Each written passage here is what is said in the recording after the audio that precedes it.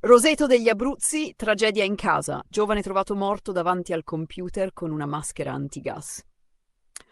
Roseto degli Abruzzi, Teramo, una tragedia ha sconvolto la comunità di Roseto degli Abruzzi nella serata di domenica 24 agosto.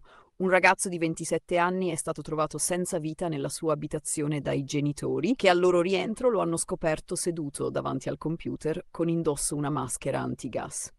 Accanto a lui, secondo le prime ricostruzioni, sarebbe stata rinvenuta una bomboletta di gas refrigerante che avrebbe inalato attraverso la maschera. L'allarme è scattato intorno alle 22:30, ma all'arrivo del personale del 118 per il giovane non c'era più nulla da fare.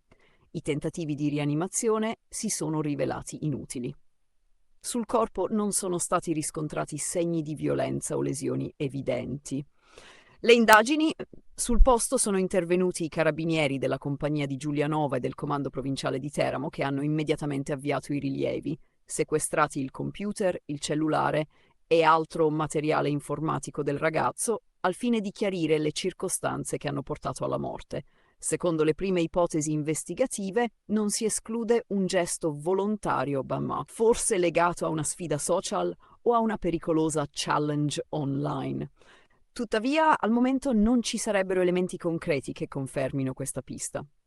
Un particolare inquietante è che al momento della scoperta sul PC del giovane risultava ancora aperta una chat. Gli inquirenti stanno verificando con chi stesse interagendo e se il dialogo possa fornire indizi utili a ricostruire le sue ultime ore di vita.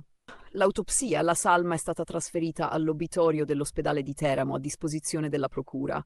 Il pubblico ministero di turno, Monia Di Marco, ha già disposto l'autopsia per accertare le cause del decesso e chiarire se si sia trattato di un incidente, di un gesto volontario o del tragico epilogo di un gioco online.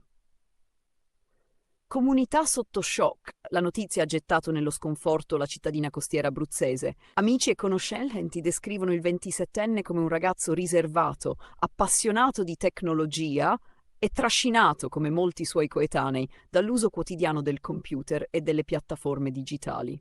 Gli inquirenti ribadiscono la necessità di non trarre conclusioni affrettate, ma il sospetto che possano esserci pericolose pratiche online dietro questa tragedia riaccende il dibattito sulla sicurezza delle cosiddette sfide social, fenomeno che negli ultimi anni ha già provocato diversi incidenti in Italia e all'estero.